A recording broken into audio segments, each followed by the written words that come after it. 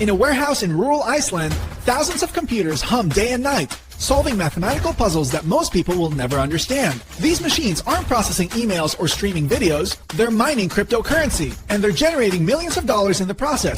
Welcome to the world of crypto mining, a digital gold rush that's transforming abandoned factories into profit centers, turning college dorm rooms into mini data centers, and consuming more electricity than entire countries. But what exactly is crypto mining? And why are people around the world racing to do it? At its core, mining is how new cryptocurrency gets created and how transactions get verified. When someone sends Bitcoin to another person, that transaction needs to be confirmed and added to the blockchain, the digital ledger that records everything. Miners compete to do this work. They use specialized computers to solve complex cryptographic puzzles. Think of it like a massive global lottery where millions of computers are simultaneously trying to guess the winning number. The first one to solve the puzzle gets to add the next block of transactions to the blockchain and receives a reward, newly minted cryptocurrency plus transaction fees.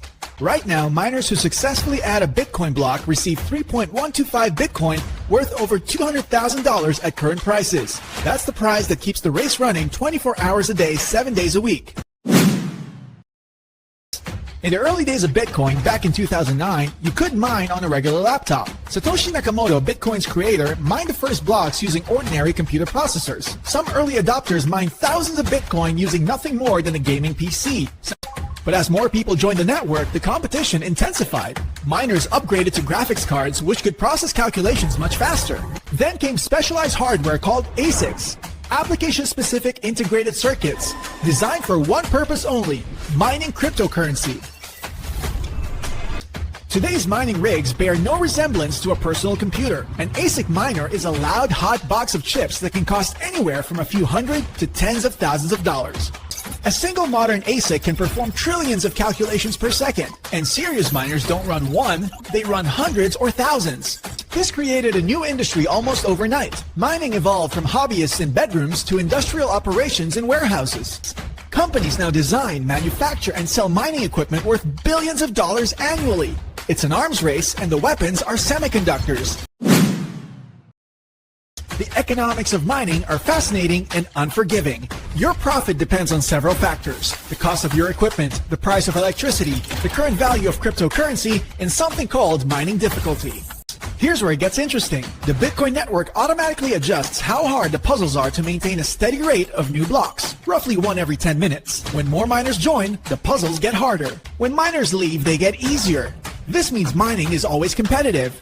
You're not just racing against other miners today, you're racing against an ever-increasing difficulty level. Electricity is the biggest ongoing expense. A large mining operation can consume as much power as a small town. This is why miners are constantly seeking the cheapest electricity they can find. They've set up shop in rural China before the government crackdown, in Kazakhstan near coal plants, in Texas wind farms, in Iceland where geothermal energy is abundant, and in Paraguay where hydroelectric power is cheap. Some miners follow the energy. They chase seasonal electricity surpluses, moving operations to where power is cheapest at different times of year. Others negotiate special rates with power companies, promising to shut down during peak demand to help stabilize the grid. For the garage miner, someone running a few machines at home, profitability is challenging. Home electricity rates are typically much higher than industrial rates. Unless you have access to cheap power or free cooling, you might spend more on electricity than you earn in cryptocurrency. But for industrial operations with economies of scale and cheap power contracts, mining can be incredibly profitable. Some publicly traded mining companies operate facilities with hundreds of megawatts of power capacity, generating tens of millions in revenue monthly.